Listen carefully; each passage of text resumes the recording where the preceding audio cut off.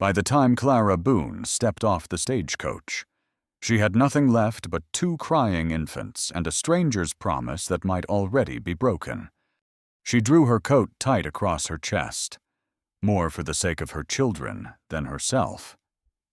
One baby stirred a soft hiccup against her collarbone, while the other remained still, lulled by the jostling ride and the weight of exhaustion. The wind cut sideways across the main street, swirling dust around the platform like the ghosts of long-lost wagons. She looked up. Above the saloon's faded sign, an old weather vane spun without rhythm. A broken bell hung above the post office, clinking with each gust. Everything in Dustwater seemed to shiver. The air carried the smell of dry horses, cold iron, and yesterday's ash. Spring had arrived in name only. She lowered her eyes to the letter folded into the inner lining of her coat. The ink had bled a little from her fingers, but she'd memorized every word. "I await your arrival, with hope and hospitality, S. Judd." That signature had been enough to keep her moving when her resolve thinned. Back at the depot in Kansas City. It had gotten her past the nurse who almost denied boarding, and past the moment in Denver when she realized her money wouldn't last another week. Now, with 3 months of letters between them and a town finally under her boots. She was here, and he was nowhere to be seen. The coach door creaked open behind her. The driver, a heavy-shouldered man in a felt coat dusted with frost, tipped his hat toward her and offered a hand. "Ma'am, I can lift that trunk for you if you want." Clara nodded. "Thank you kindly." He grunted as he hoisted the worn leather trunk down onto the slatted wood of the platform. It landed with a thud. From inside, a spoon clinked against her mother's silver hairbrush. "Where's the man supposed to meet you?" he asked, brushing his hands off on his thighs. "Mr. Silas Judd," she said, scanning the faces nearby. "Owns the general store." The driver looked toward the far end of town. That'd be Judd's Mercantile. Just there, 2 buildings past the saloon. She nodded, adjusting her grip on the babies. She felt Sarah's fussing breath against her neck and James's sleeping weight in her other arm. Much obliged. He hesitated, eyes flicking to the children, then nodded once and turned away. Clara waited, shifting her stance, snowmelt soaking into the edges of her shoes. Still no sign of Silas Judd. From the doors of the saloon, 2 men stepped out, coats half-buttoned, eyes squinting in the low morning light. They looked at her, then at the children, then said nothing and turned back inside. Judging her, she thought. Or worse, dismissing her entirely. Then a voice sharp, well-spoken, rose over the scrape of wind. "Mrs. Boone." Clara turned quickly, heart lifting. The man approaching was tall, impeccably dressed in a wool coat and hat of fine felt. His hair was neatly combed, silver threading through the brown at his temples. His posture, erect and formal, marked him as a man who had built his place in this town through control, not warmth. "Mr. Judd?" she asked. He inclined his head once. "I am Silas Judd." For a heartbeat. She smiled, but it faded as quickly as it had come. His expression did not soften. His eyes dropped to the children in her arms, and there they stayed. The corners of his mouth flattened. "These are yours?" he asked. "They're mine." "Yes," she replied, keeping her tone even. "Sarah and James, my twins.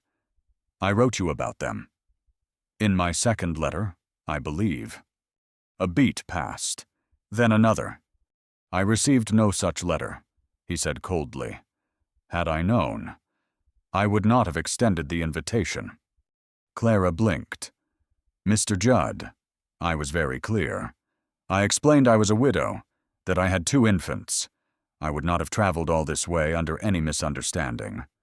I agreed to consider a marriage arrangement with a widow, he said, voice clipped, not to take on another man's children.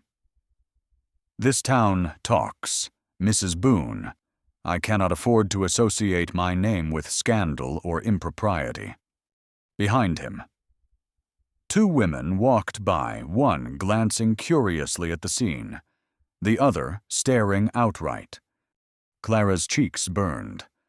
The wind tugged at the hem of her coat, and Sarah let out a sharp cry. James stirred, whining in his sleep. Clara rocked him gently, but her hands had begun to tremble. I sold everything to come here, she said. Low. My husband died in a foundry collapse. I had no family left. I believed your letters. I believed there was room here for people who had lost things. Judd took a step back, as if her nearness might stain his cuffs. There's a hotel 2 blocks over. I'll pay for 2 nights' stay. After that, you will need to make alternate arrangements. He turned as if to leave, already withdrawing a silver coin from his pocket. I don't want your charity, she said quickly. Then don't accept it, he replied, and walked away. The silence that followed was worse than any outburst. Nearby, the saloon doors opened again, but no one came to her. No one moved to help. Until a voice called out clear, sure, and female. Well, he's as charming as ever. Clara turned. A woman in her 50s, wrapped in a thick knitted shawl, approached with quick steps. Her boots were practical, her cheeks wind-bitten, and her eyes kind. She gave the babies a once-over and clucked her tongue. Poor things, they're half frozen. Clara began, but her throat caught. The woman extended a hand. Martha Whitlow. I run the boarding house near the old church. We've got a room with a stove that works and a cradle I saved from my sister's time. Come with me. I can't pay. You can stay long enough to figure out what comes next, Martha said. And that man's 2 nights of guilt, money'll cover stew and cornbread in the meantime. It was not warmth that made Clara follow. It was necessity. But the farther she walked from Judd's shop, the lighter her chest began to feel. The boarding house was a large clapboard structure with a wide porch and smoke curling from the chimney. Inside, it smelled of simmering meat and boiled coffee, and the floorboards creaked like they knew the names of every tenant who ever walked them. Martha helped her remove her coat and settle near the fire. Within minutes, Sarah was dozing in a thick quilt, and James had stopped whimpering entirely. I should have guessed about Judd, Martha said, ladling stew into a bowl. His type don't like surprises, especially the kind that cry. Clara took the bowl with both hands. Her stomach ached with gratitude she couldn't name. I can find work, she said. I was a teacher back east. Martha nodded. There's always work for someone willing. This town's cold in more ways than weather, but you'll find your place. Before Clara could reply, the door opened behind her. Martha looked up. Speak of the devil. A tall man entered, brushing snow from his shoulders. His coat was threadbare in places, but clean, in his hand. He carried a black doctor's bag. He took in the sight before him, Clara on the rocker. The twins curled beneath the quilt, and something in his expression changed. Not surprise, not pity. Recognition. Martha opened the door, her smile tight. Clara. Meet Dr. Elias Harrow. He has an offer, but it's not what you're expecting. The man behind her said nothing at first, just stepped forward, his boots echoing on the floorboards, and looked at Clara as though he already knew how her story ended. The silence stretched until Clara felt herself straighten, ready to fight or flee. Then he spoke, voice rough as broken stone. I've seen women like you before. Some stayed. Most didn't. Clara sat in the small parlor, her back pressed against the worn rocking chair that squeaked with every movement. The fire in the hearth crackled, throwing fleeting shadows against the faded wallpaper. The twins, cradled in the warmth of their blankets, were quiet now, save for the occasional soft murmur. But Clara couldn't still her thoughts. They swirled with uncertainty, anger, and a deep, aching grief she hadn't known how to soothe until now. Dr. Elias Harrow stood just beyond the hearth, his broad frame filling the doorway like a sentinel. He was older than she had expected, perhaps 10 years more than the age in his letters, but his presence was calm and sure. His face was weathered, a map of sorrow and solitude, but his eyes betrayed nothing. He had seen too much, lived too much. Perhaps. "You'll want to hear what he has to offer," Martha had said, and Clara had no choice but to listen. Elias finally broke the silence, his voice low and thoughtful. "Mrs. Boone," he began, his gaze flicking to the twins, then back to her face. "I must confess I have never been one for large families or unexpected arrivals, but I see the determination in you, and the need." Clara's breath caught, but she forced her body to remain still, to meet his gaze without flinching. "I came here to make a life, for my children, and for myself," she said softly. "I had no other choice." Elias nodded. Stepping further into the room, he placed his bag gently on the small wooden table near the door, brushing off the dust of travel with a quick motion. "No one here will fault you for doing what you must," he said. "The truth is, I've seen many like you in this part of the world, widows, orphans, those who find themselves starting again, in places like Dustwater, far from where they began. You may not have intended to come here, but you'll make it work." His words were steady, yet there was something else in them, something she couldn't name.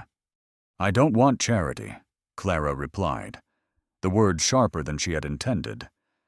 She stood slowly, her legs stiff from the long journey and the weight of her children. "I never asked for it." "I don't offer charity," Elias said, his voice not unkind, but firm. He stepped closer, his boots silent on the floorboards. "What I offer is an opportunity, if you're willing." Clara looked down at Sarah, still nestled against her chest, and then at James, who was wrapped up in a bundle beside her. She could feel their weight, their dependence on her. And for a brief moment, a rush of panic surged through her. Was she doing the right thing? She had thought coming to Dustwater was the answer. But now, with this man standing before her, offering her a chance to work, to prove herself in a town that didn't seem to care, she wondered if it was enough. "I don't know how I could ever repay you," she whispered, her voice hoarse. "You don't need to," Elias answered quietly. "You repay me by making the most of the chance I give you. That's how this works." A silence stretched between them, filled with the crackle of the fire and the distant murmur of the wind outside. Martha moved quietly to the side, her eyes lingering on Clara before she turned away, busying herself with the hearth. Clara didn't know what to say next. She hadn't expected kindness, but there it was, in the form of a man who had lost more than he was willing to say, and yet seemed to be offering more than she had ever known. "How can I help?" she asked, her voice softer now, the edge gone. "First," Elias said, "you rest. Then you'll take my place for the day. I need someone who can help me with the records, the medicines, the patients.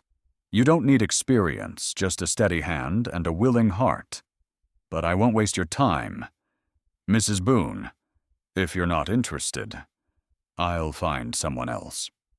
I'm not used to being idle, Clara replied. I'll help. I can do this. Good.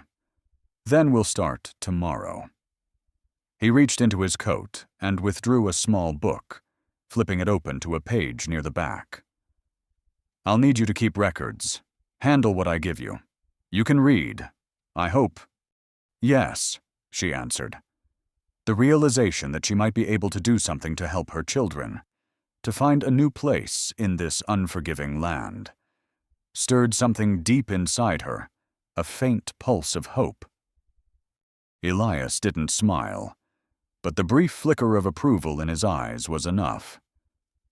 Then we'll start with the basics. You can get the medicine from the shelf, the tonic for fever, the salve for wounds. Keep your hands steady, and keep track of what I give to each patient. Clara nodded, feeling the weight of the task settle on her shoulders. She knew she had no other choice but to succeed, to make it work. As they moved to the back of the small office, she looked out the window at the town beyond. The streets were still, empty for the most part. The sun beginning to sink low in the sky. A chill hung in the air, the evening creeping in. Her thoughts turned to Silas Judd, to the humiliation she had endured earlier. She didn't know where he had gone, but it hardly mattered, in the end. He was nothing more than a fleeting obstacle, someone who had tried to tear her down before she even set foot in this town. She would rise from this, even if it meant fighting every step of the way. Elias stepped toward the counter, his hand brushing against the edge of a medicine bottle. You'll find the people here are cold at first, but they'll come around, he said. That's how it is in towns like this. Small, but it gets the job done. Clara swallowed, feeling the weight of his words.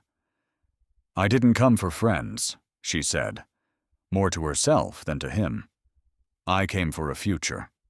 A moment passed in silence before Elias turned to face her again, his expression unreadable. Then let's make sure you get one. Mrs. Boone. That evening, a note arrives. Hand-delivered. The town council has received a formal complaint regarding your assistant. You will be expected to address this. By dawn, Clara had the kerosene lamps cleaned, the patient records organized, and her children fed. She was learning that, in Dustwater, dignity was earned, not inherited. The small office smelled of old paper and ointment, the sharp tang of disinfectant cutting through the stale air from the day before. Clara wiped down the counters, her hands moving with a practiced efficiency, and then glanced over at the babies. Still sleeping in their small cradle by the window, Sarah lay on her side, fingers curled tightly into the woolen blanket, and James stretched out in the way babies did, arms splayed wide, face relaxed in sleep. A sense of purpose had begun to settle in Clara's chest. She had arrived in Dustwater, a woman on the run. But now, with each task completed, she felt something she hadn't felt in months: usefulness, a quiet pride that she could meet this challenge head-on. She wasn't just surviving, she was becoming a part of the fabric of this town, even if some of the threads were unwilling to acknowledge her presence. She was interrupted by the soft knock on the door. "Morning, Clara," Martha's voice called from the other side. "Come in," Clara said, smoothing the front of her apron. The door creaked open, and Martha stepped inside, a smile lighting up her weathered face. She was holding a small basket, freshly baked bread still warm inside. The scent of it filled the room before Martha even spoke. "Figured you might need a little breakfast, and, well, a little company," she said, her tone light. Clara smiled in return, nodding gratefully. Thank you. I didn't realize I'd worked up such an appetite. Most folks who come to this town think it's a place to fade away, Martha said, setting the basket on the counter. But Dustwater has a way of making you fight. People who stick around here are more than just survivors. They're fighters. Clara paused. I'm learning that. Martha stepped closer, her expression softening. You'll find your place here. It's just going to take time. You know, I didn't think much of you at first. Thought you might be one of those fancy women looking to play house and leave the minute things get tough. But I was wrong. I see now.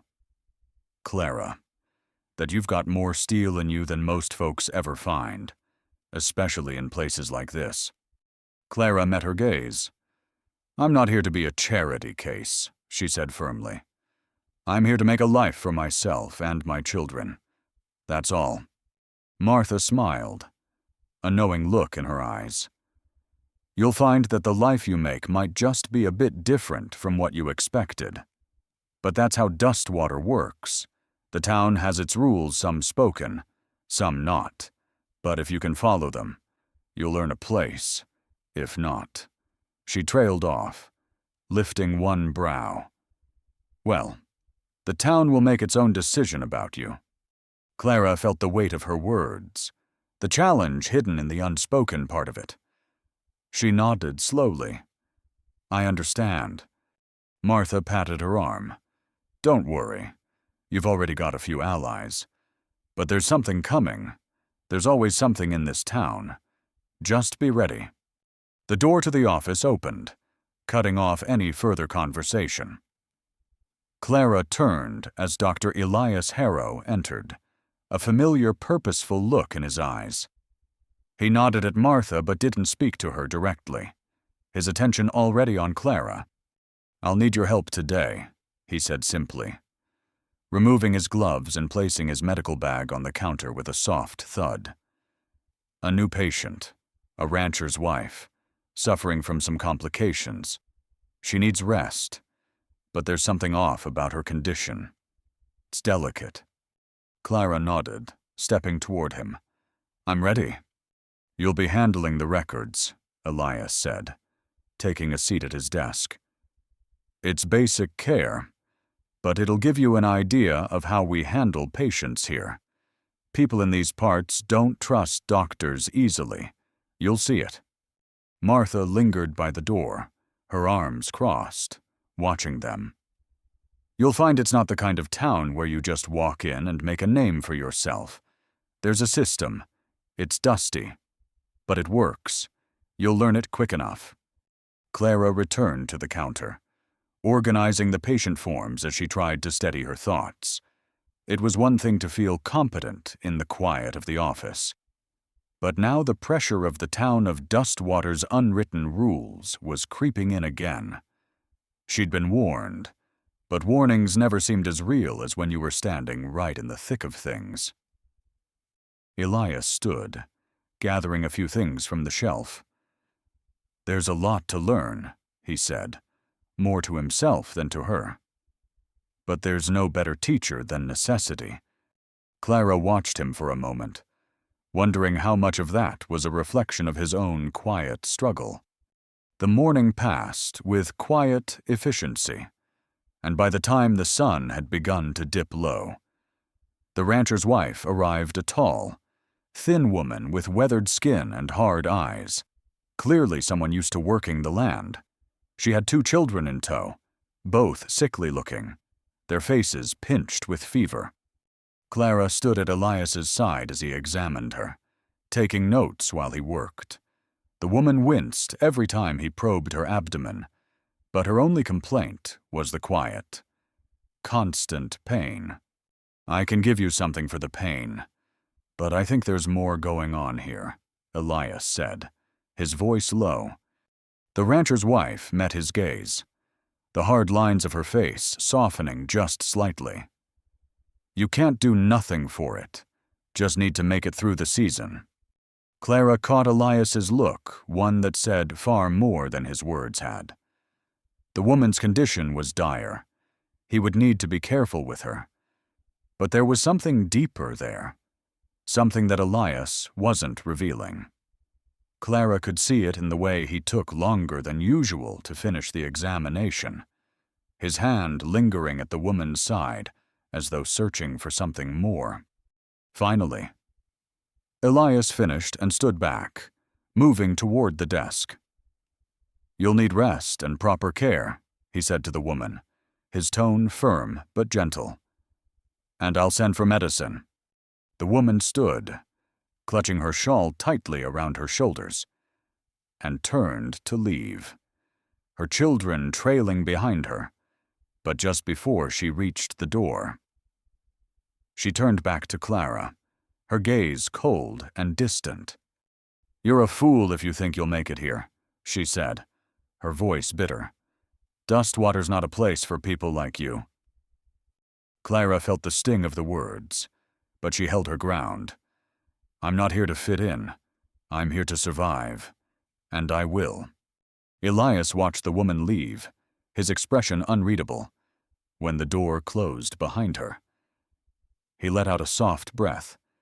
"They all say that at first," he muttered. "But people like her well.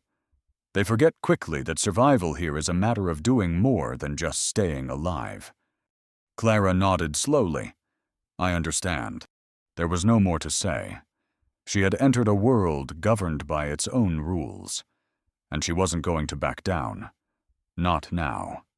As Elias turned to prepare his medical supplies, Clara caught sight of a piece of paper on the desk, half hidden beneath a stack of records. Her curiosity got the better of her, and she reached out to move the pile, revealing a handwritten note, its edges worn and faded. The note was addressed to Elias in a flowing, delicate hand. The ink had bled in places, but Clara could still make out the name at the bottom, Elizabeth Harrow. Clara's fingers lingered on the paper, her heart beating in her chest, just as quickly as she had found it. She folded the paper back and moved it out of sight.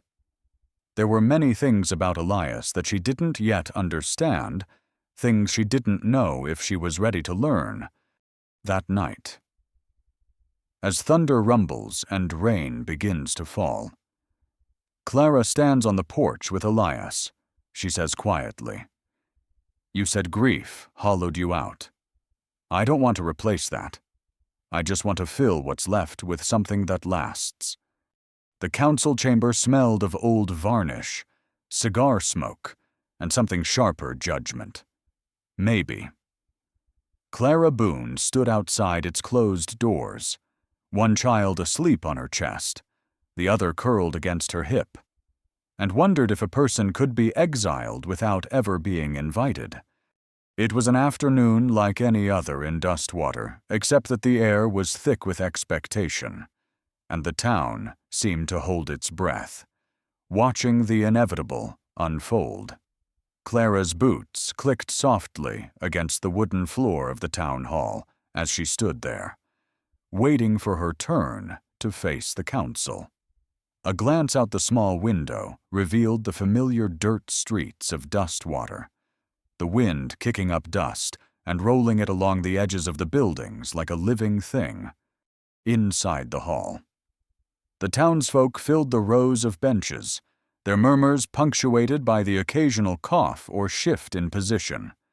Most faces were turned toward the long wooden table at the front, where the town's leadership sat, Mayor Teague in the center, flanked by Silas Judd and a few others who looked just as tense. Clara didn't know what to expect. She had been to this hall once before, but that had been a month ago, before she had made a name for herself in Dustwater, and before things had become complicated. Since then, she had been the subject of whispered conversations, cautious looks, and sometimes open disdain. The town hadn't yet figured out where to place her. She wasn't a charity case, not anymore, but she wasn't entirely trusted either. Still, she had work to do. She had people depending on her, and this council meeting would determine just how far she could go. The door to the hall opened behind her, and Martha Whitlow entered with her usual brisk pace. Her presence, as always, was both a comfort and a challenge. Martha had never been the type to mince words, and Clara had learned quickly that the woman saw straight through pretense. "Martha," Clara said softly, adjusting the twins in her arms. Martha's eyes scanned the room before falling on Clara. "Don't you worry, girl," she said. "The council can only be as cold as the folks who make it up, and believe me, they ain't got much warmth between 'em." Clara chuckled faintly, a dry sound that seemed to catch in her throat. "I'm not worried, just tired." Martha patted her arm, giving her a knowing look. "You've got this. Just remember, you're not a stranger anymore. You're a part of this town, whether they like it or not." Clara nodded, taking in the warmth of her words as she walked into the room. The wooden floor creaked beneath her steps, and the eyes of the town followed her as she moved toward the table at the front. Mayor Teague, a man whose face seemed to always carry the weight of responsibility, gave her a nod as she sat down. Beside him, Silas Judd shifted uncomfortably, his gaze narrowing slightly when it met hers. The other members of the council were quiet, waiting for the proceedings to begin. "The Council of Dustwater will now convene." Mayor Teague's voice echoed through the room.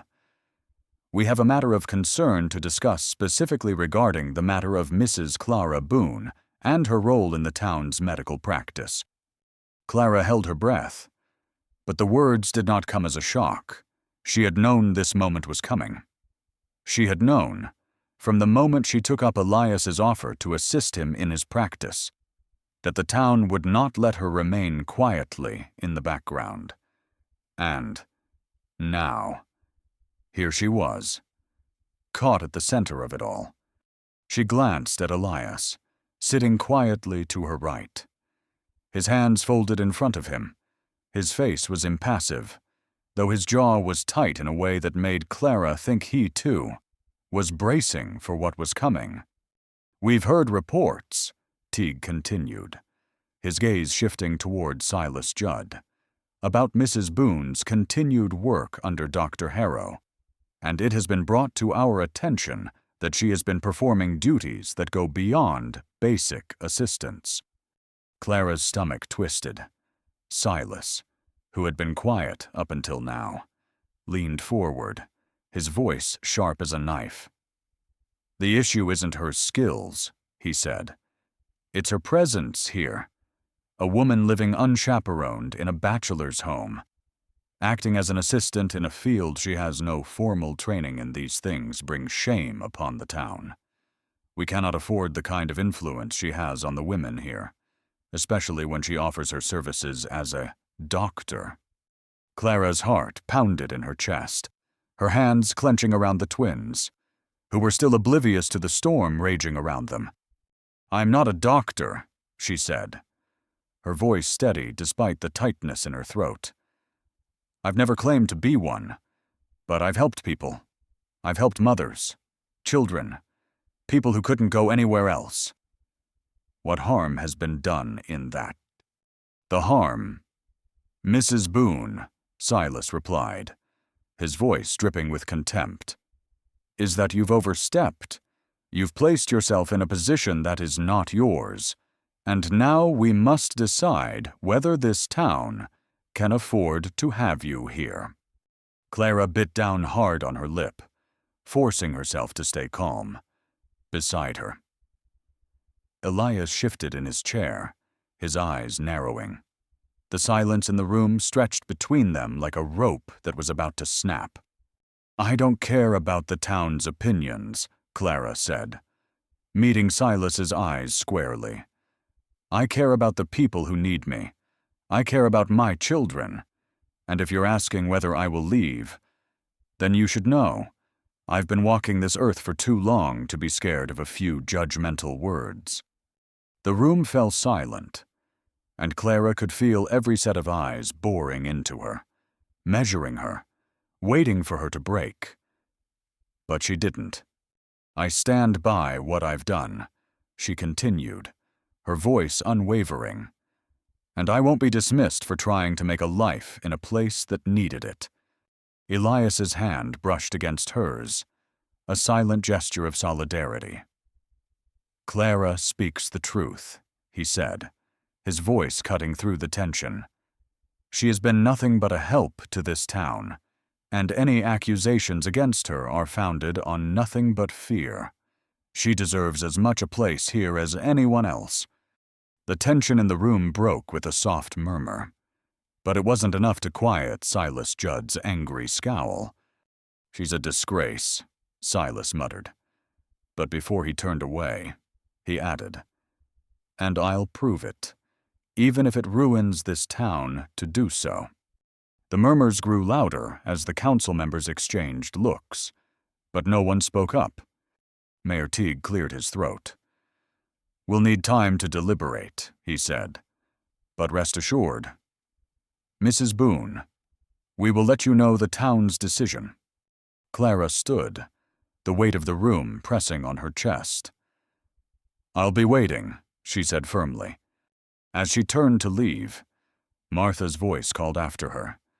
"Don't worry, girl," she said with a smile that held a promise. "Dustwater has a way of showing who belongs, and if anyone here deserves to be counted, it's you." That evening, a telegram arrives. Hand-delivered, the town council has voted. The decision will be announced at tomorrow's meeting. The wildflowers came early that year, like the earth itself was trying to make up for a bitter winter. On the first Sunday of June, Clara Boone walked down the aisle in a hand-stitched gown, not as a stranger, but as someone who belonged. The church doors creaked open with a soft groan, and Clara stepped over the threshold into the small, quiet space. The sun was setting, casting a golden glow through the dusty windows, illuminating the simple wooden pews. The air inside smelled of old hymnals, wax candles, and fresh flowers, lilies, daisies, and lavender, all carefully arranged by Martha and Nancy earlier in the week. The stillness of the space held a reverence that Clara hadn't expected. It was as though the town, this forgotten place of hardship and survival, had gathered together to bear witness to something more than just a union of two people. It felt like a moment of hope. As she walked toward the altar, Clara's eyes flickered briefly over the familiar faces of Dustwater's townsfolk, Martha Whitlow, who had become a quiet, steady friend, Nancy Cooper, standing beside her husband, Thomas, and even Silas Judd, who sat in the back. His face unreadable but his posture stiff, as if unsure how to handle the situation. The weight of their eyes was heavy, but Clara did not falter. Her heart, however, was a different story. It beat steadily in her chest, like the rhythm of a drum, one that carried her forward but also made her wonder what lay ahead. Dr. Elias Harrow waited at the altar, his expression calm, yet with something softer lurking beneath the surface. He was dressed in his best black suit, the crispness of the fabric sharply contrasting with the wildness of the plains outside. His hands were clasped in front of him, but Clara could see the slight tremble of his fingers, a brief glimpse of vulnerability that he usually kept hidden behind his stern exterior. When he caught sight of her, his lips parted slightly as if to speak, but then he simply stood taller, his gaze steady, waiting. As Clara reached the altar, he extended his hand to her, and for the first time since she had arrived in Dustwater, Clara saw in his eyes something other than the quiet, methodical doctor who had been her employer and mentor. He really saw her, and in that moment, everything she had fought for, everything she had endured, seemed to find its place in the world. "Clara," Elias whispered, his voice low enough that only she could hear it. "You've made a life here, in a way I never thought possible. You've earned more than just my respect. You've earned something much more precious." Clara swallowed, her chest tightening, and placed her hand in his. "I've only made what I could," she replied softly. "And I still don't know what that means." Elias smiled then, the kind of smile that reached his eyes and softened the sharp angles of his face. "Maybe we'll figure it out together." The Reverend, a kind-faced man with graying hair and a steady voice, began the ceremony. Clara stood, a silent witness to her own story as it unfolded before her. This wasn't a rushed decision. It wasn't a matter of convenience, nor was it born of desperation. It was something deeper, something that had grown from the quiet companionship they had shared over the past few months. She could still remember the first day she had walked into his office, the look of cautious appraisal in his eyes, but she had never been one to shrink from a challenge, not after everything she had lost. The words of the ceremony were familiar, comforting in their repetition, but it wasn't the vows that held her attention. It was the way Elias's hand felt in hers, steady and warm, and how, in the quiet moments, the weight of their connection seemed to fill the entire room. "Do you, Clara Boone, take Elias Harrow to be your lawfully wedded husband, to have and to hold, for richer or poorer, in sickness and in health, until death do you part?" Clara's voice trembled as she answered, her words coming with more certainty than she had ever imagined. "I do."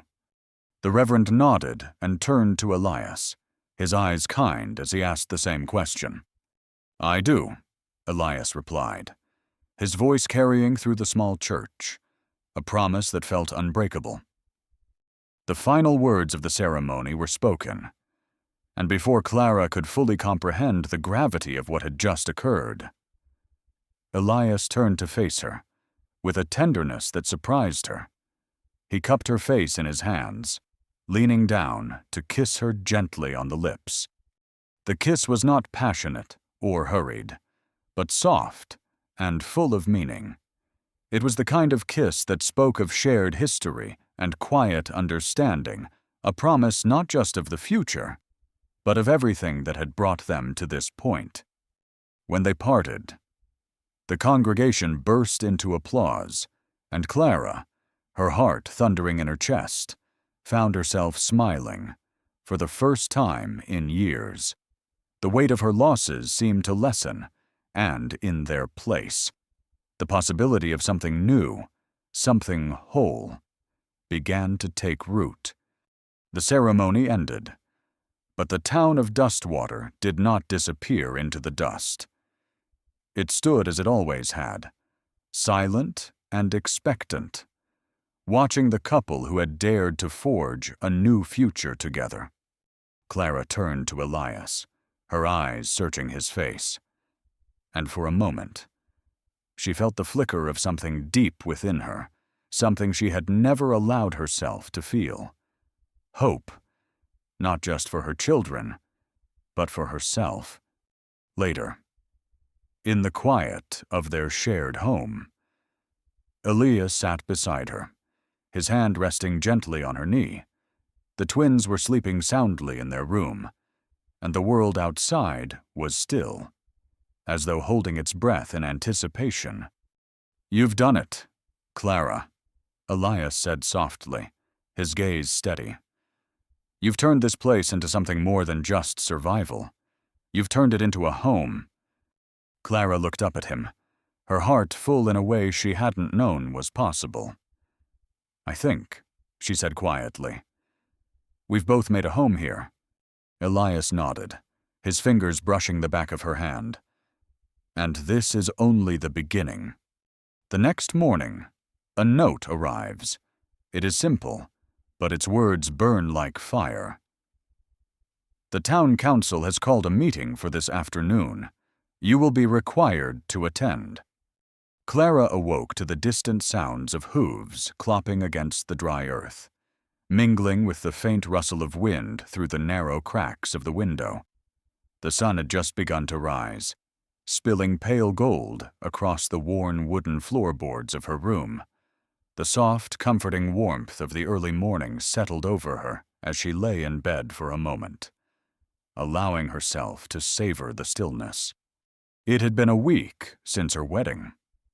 A week since the small town of Dustwater had witnessed her transformation from an outsider to someone who now held a fragile place in its web. She was married to Dr. Elias Harrow, not out of obligation, but out of a shared understanding that had grown between them over months of quiet work and even quieter conversations. The house felt different now. There was an energy, an undercurrent of life running through it. Laughter from the kitchen where Elias was preparing breakfast, the soft hum of children stirring in their cribs. The weight of the past was still there, lingering in the corners, but now it was softened, tempered by the hope that had grown in its place. Clara sat up, pushing the quilt aside and standing carefully, her muscles still stiff from the hours of work she had put in each day. The twins had slept peacefully through the night, their tiny faces relaxed in the soft glow of morning. She smiled as she walked toward the crib, but her joy was fleeting. A knock on the door shattered the quiet, and she froze for a moment, her heart skipping a beat. Without thinking, she reached for her dress and slipped it over her head, moving toward the door. She knew it wasn't Elias. He was already in the kitchen. Whoever it was. Their presence felt heavy in the air, like a storm gathering on the horizon. "Clara," came the voice from the other side, muffled but unmistakable. It was Silas Judd. Clara's stomach churned, her hand gripping the doorframe for support. For a moment, she considered pretending she wasn't home, but the knock came again, more insistent this time. She took a deep breath and opened the door. Silas Judd stood there, his figure dark against the light behind him. His hat was tilted low over his brow, and his coat was draped stiffly across his broad shoulders.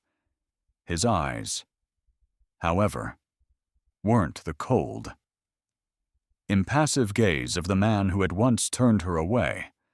They were sharp, searching, but with an unmistakable undercurrent of something else, a challenge. Perhaps. "Mr. Judd," Clara said, her voice measured despite the rising tension in her chest. "What can I do for you?" "I need to speak with you," he said without preamble, stepping inside before she could protest. He closed the door behind him with a quiet, deliberate thud. Clara's pulse quickened, but she stood firm. "If this is about the council meeting, I've already spoken my piece."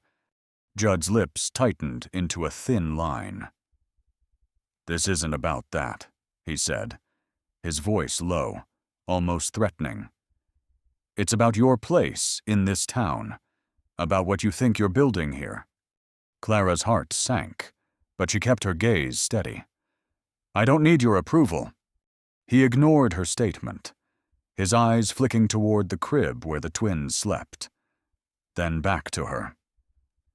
"You think marrying Harrow gives you some kind of protection, that it makes you immune to the way things work in Dustwater." His voice had an edge now, something dangerous that made Clara's breath hitch. "I didn't marry him for protection," she said evenly, stepping back.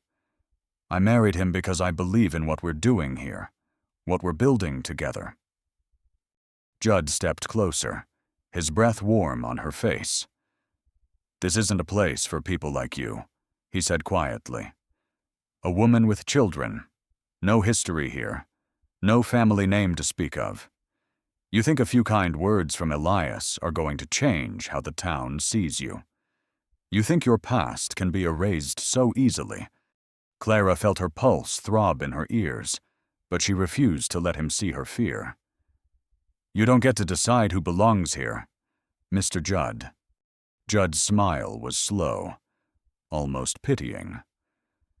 I'm not the one deciding, he said softly. The town is. And you, Mrs. Harrow, are not welcome.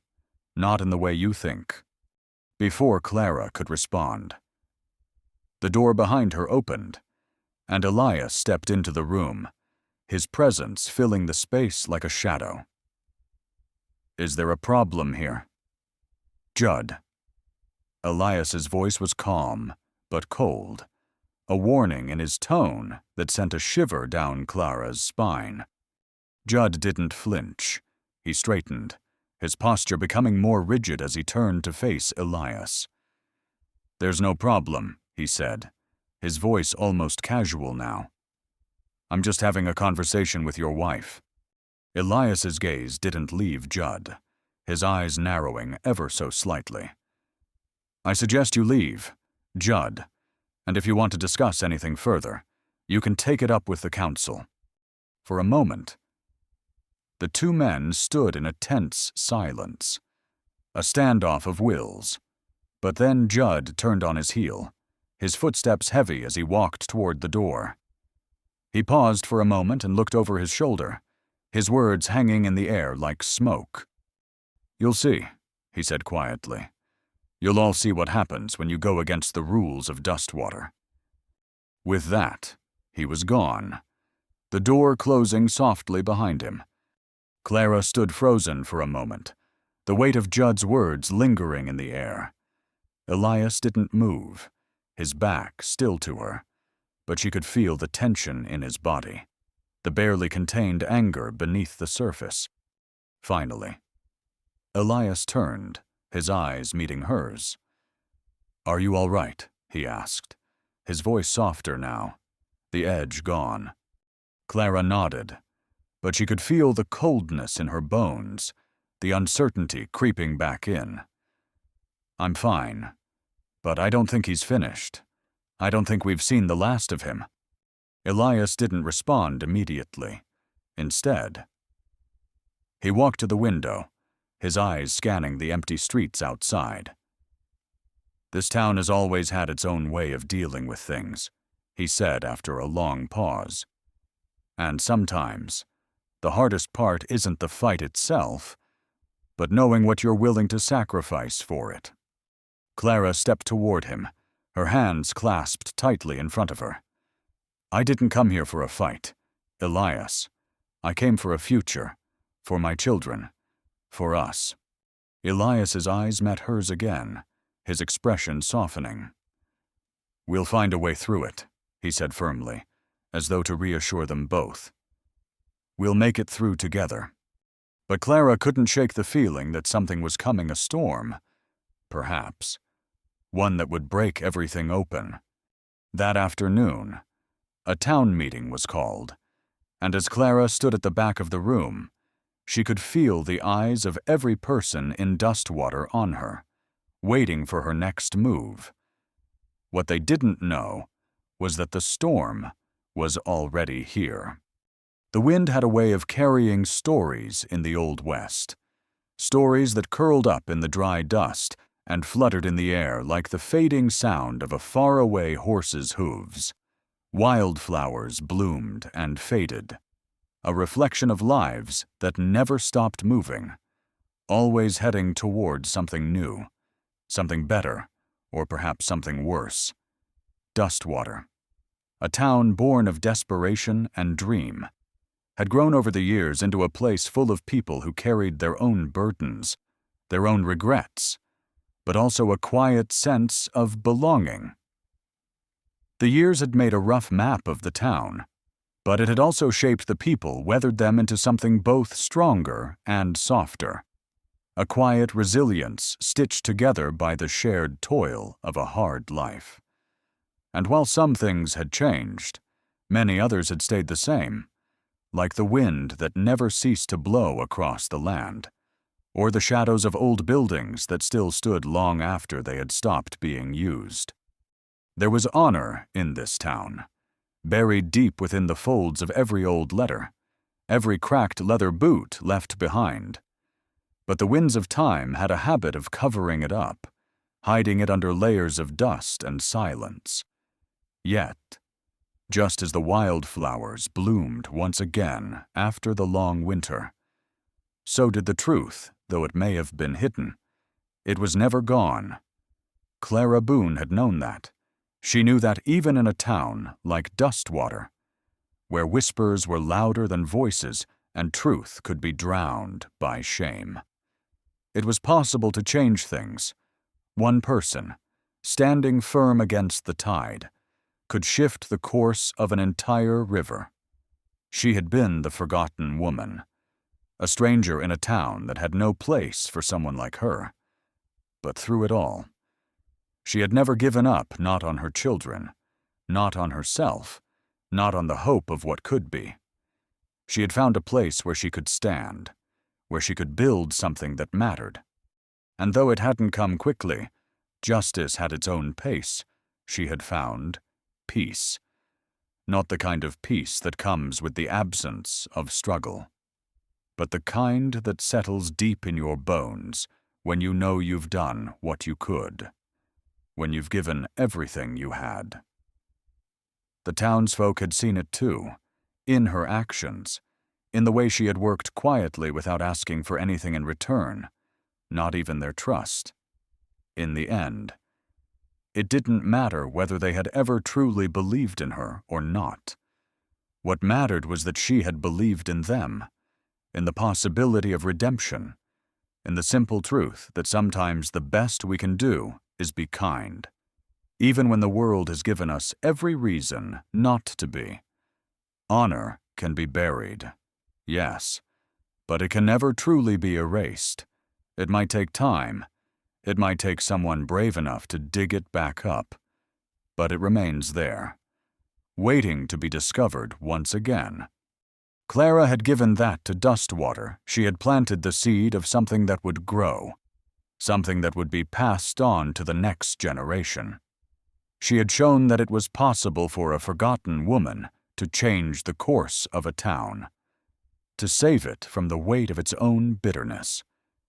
She had shown that justice, though it might come late, always mattered, because truth, as it turned out, doesn't need anyone to believe it, just one person to hold on to it, to keep it alive. And so, as the wind howled across the plains, carrying with it the faint scent of wildflowers and the distant memory of old stories, Dustwater moved forward, as it always did, carrying with it the hope that maybe, just maybe, things could be different.